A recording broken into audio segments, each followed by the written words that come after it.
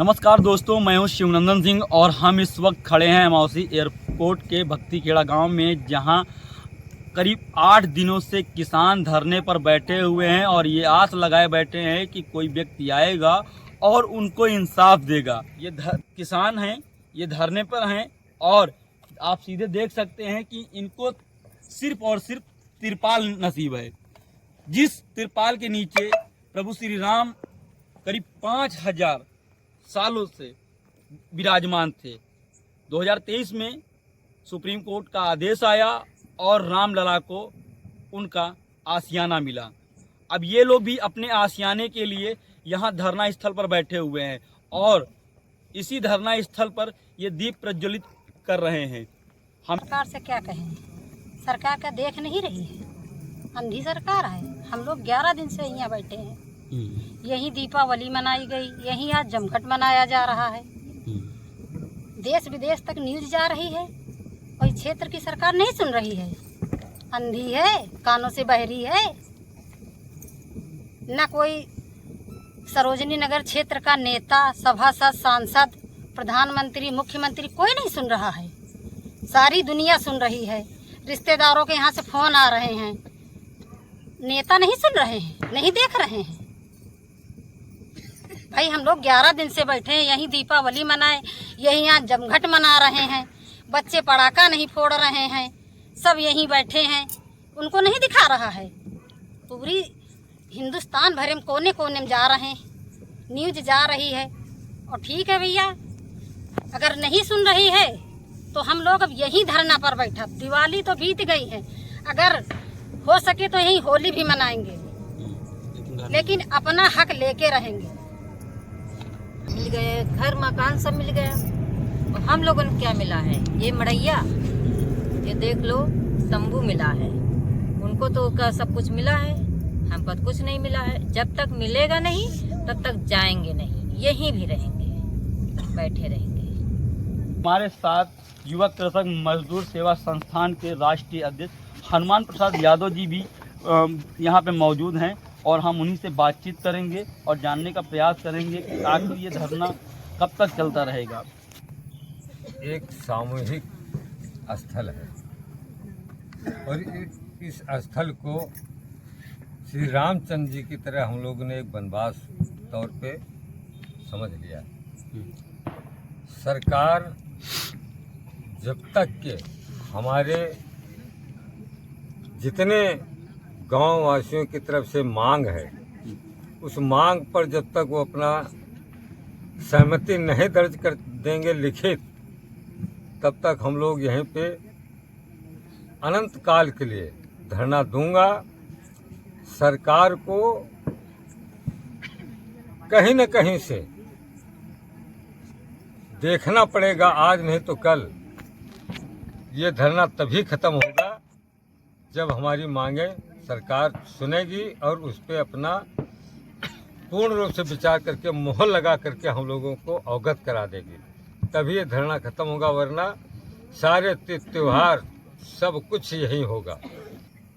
हमारे गांव की जितनी महिलाएं हैं, आज उनको भाई दूज से बढ़ के अपना पेट अपने बच्चों के भविष्य के लिए है, इसलिए भाई दूज पूर्ण रूप से यही मनाया जाएगा।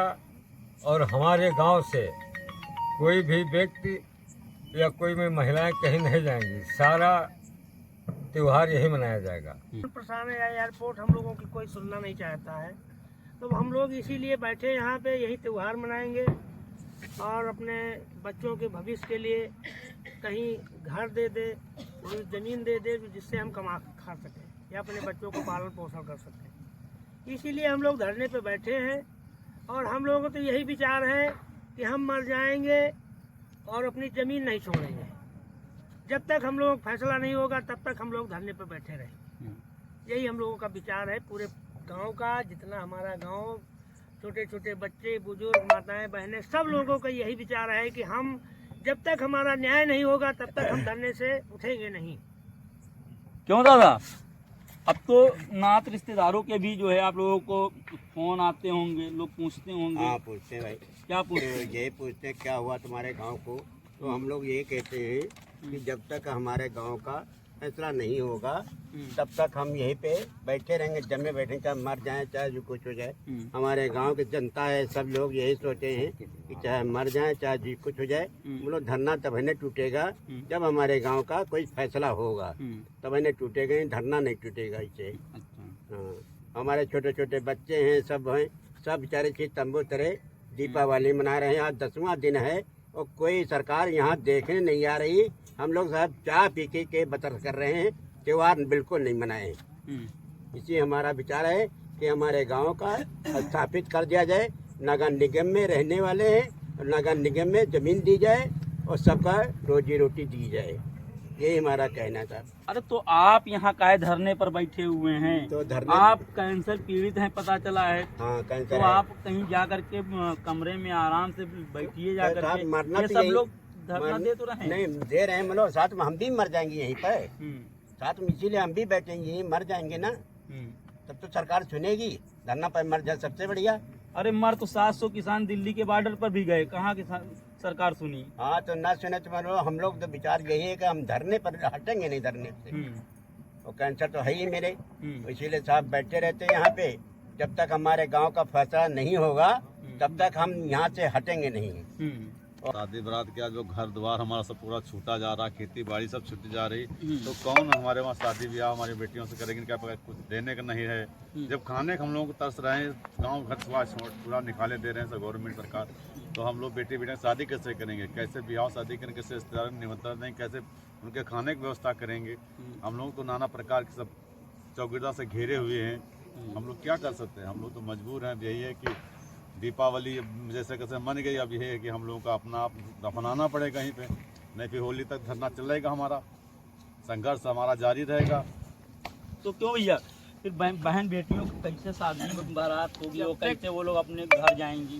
कुछ पैसा रहेगा नहीं मेरे पास, हम लोग यही धरने में बैठे हैं, तो सरकार सुनेगी नहीं तो हम लोग क्या करेंगे? शादी कहाँ से हो जाएगी? कोई की शादी नहीं होगी, इसी तरह रहते रहेंगे आवार घर की तरह। आवारिस घर टूट जाएगा, उसके बाद फुटपाथ पे रहने पे कहाँ रहेगा? कोई नहीं कुछ। इसी तरह इसीलिए चक्कर हम लोग यहीं मर जाएंगे। इससे बढ़िया, सबसे बढ़िया सरकार को तब तो झुकना पड़ेगा, ऐसे तो झुकेगी नहीं सरकार। अधिकारियों के लिए बड़े बड़े अधिकारी हैं, डीएम हैं, ये सब हैं, जबरदस्ती धमकी दे रहे हैं, सब चीज़ देंगे तो कहाँ तक हम लोग करें? क्यों भैया छोटे छोटे ये बच्चे हैं, इनको लेकर के आप लोग कहाँ जाएंगे? अब कहाँ जाएंगे क्या बताएं, ये तो देख ही रहे हैं भैया, कोई सुनने वाला है नहीं। हम लोग इतने दिन से यहाँ पे लगे हैं, एक पैसे कोई मतलब नहीं। तो जो भी आते हैं एसडीएम वगैरह, तो केवल धमकाते हैं क्या कहते हैं? कि आपका कुछ नहीं यहाँ पे। मालूम पड़ता है कि एसडीएम का है सब, अच्छा, इस हिसाब से बात करते हैं कि मालूम पड़ता है उन्हीं का है।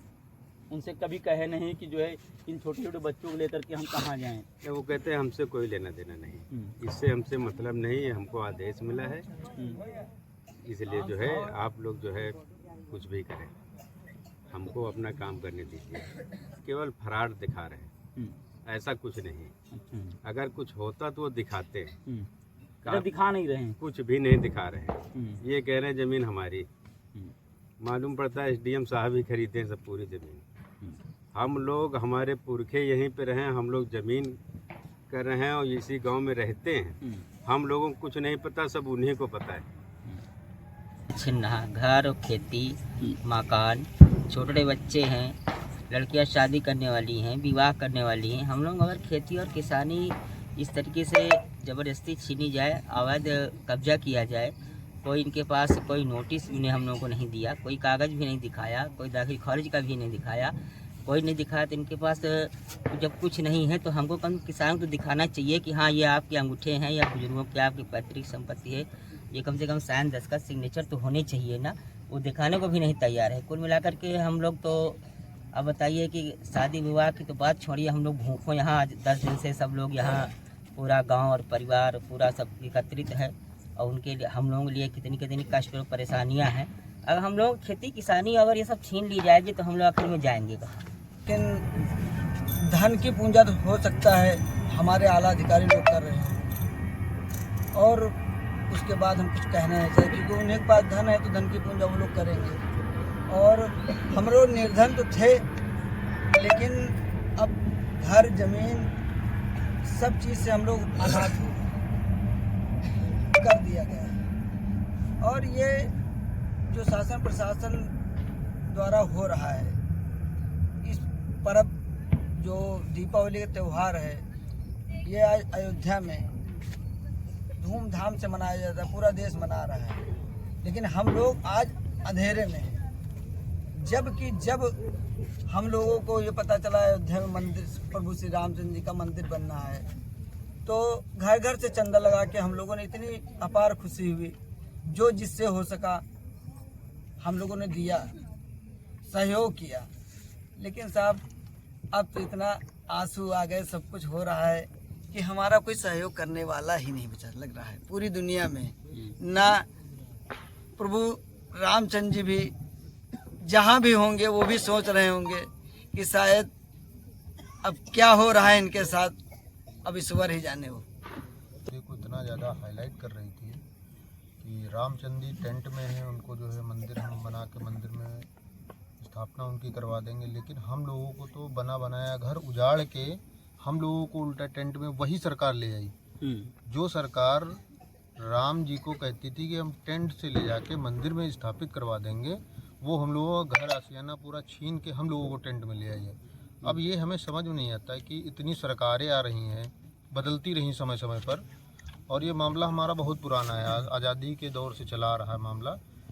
समय समय सब लोग, बुजुर्ग लोग, हम लोग, सब लोग सरकारों को अवगत कराते रहे। अब सरकार की मंशा क्या है, ये चीज़ हमको नहीं समझ में आई आज तक। पत्र के माध्यम से डायरेक्ट भी लोग मिलते रहे उनसे, लेकिन उसके बाद भी सरकार एक छोटे से गांव को दूसरी जगह सुव्यवस्थित तरीके से क्यों नहीं विस्थापित कर पा रही है, ये समझ से परे है। आज अथॉरिटी से एयरपोर्ट छीन के अडानी जी को दे दिया गया है। अडानी जी तो बहुत बड़े धन्ना सेठ हैं, उसके बाद वो भी जो है गुंडई करके एक हिसाब से जबरन गांव को कब्जा कर रहे हैं। क्या टाटा जी थे, उन्होंने टाटा नगर बसा दिया, लेकिन क्या अडानी जी अगर प्राइवेट हैं वो भी, तो क्या वो एक गांव नहीं बसा पा रहे हैं? अभी तक तो हमारी नज़र में कोई गवर्नमेंट तो बसा नहीं पाई। अडानी जी आए तो अडानी जी बसा दें। टाटा जी ने तो टाटा नगर बसा दिया था, एक टाटा नगर पूरा बना दिया, और क्या वो न्यू भक्ति खेड़ा नहीं बना पाते? सरकारों के पास हम लोग जाते हैं, सब कुछ कहते हैं, जिसका जहाँ जो होता, अब किसी सरकार से कोई उम्मीद भी नहीं रही। एसडीएम साहब आते हैं, यहाँ वो गुंडई करते हैं सीधे, कि कहते हैं आप लोग कोर्ट जाइए, तो गांव वाले कहते हैं हम कोर्ट कैसे जाएं, हम किसी से नहीं लड़ सकते। वहाँ पे अडानी जी धन्ना सेठ 40-40, 50-50 लाख के वकील खड़े कर देते हैं। यहाँ का जो है 400 रुपये कमाने वाला जो दिहाड़ी मजदूर, वो इतने महंगे वकील कहाँ से करके वो केस लड़ लेगा? तो अब तो रास्ता वही एक बचा है कि या तो हम लोग मार दो यहीं पे, उसके बाद आप ज़मीन ले लो भाई, क्योंकि सब जगह तो जा के हम लोग थक चुके हैं, तो और कोई विकल्प बचा नहीं है कि या तो हमें मार दीजिए, उसके बाद ज़मीन ले लीजिए, या फिर जो है कोई न्याय कर दीजिए, गांव कहीं सुव्यवस्थित तरीके से विस्थापित कर दीजिए, उसके बाद अपना काम करिए। हम लोग उसी पड़े हैं। अब चाहे कुछ भी हो जाए, हम लोग पीछे नहीं हटने वाले हैं, क्योंकि 3-4 बार ये धोखा हो चुका है हम लोगों के साथ। रडार बना था, ये VDOR बना, वहाँ पे सब ये प्रोजेक्ट इनके बनते रहे। गांव वालों को बहला फुसला कर DM, SDM, शासन प्रशासन के अधिकारी कहते हैं कि अच्छा ये कब प्रोजेक्ट हो जाने दीजिए, बहुत इमरजेंसी प्रोजेक्ट है, उसके बाद गांव को विस्थापित कर दिया जाएगा। लेकिन गांव वाले, भोली भाली जनता उनके बहकावे में आ जाती है, चलो अच्छा हो सकता है, साहब बोल रहे हैं, हो जाएगा कहीं विस्थापन, लेकिन आज तक नहीं हुआ। अब आखिरी रास्ता यही बचा है, या तो गवर्नमेंट, शासन प्रशासन के लोग इस गाँव को कहीं विस्थापित कर दें, या फिर जो है हम लोगों को जान से मार दें। इसके अलावा कोई विकल्प अब बचा नहीं है, क्योंकि सब जगह जाके पूरे गांव के लोग, बुजुर्ग लोग, हम लोग, सब लोग थक चुके हैं।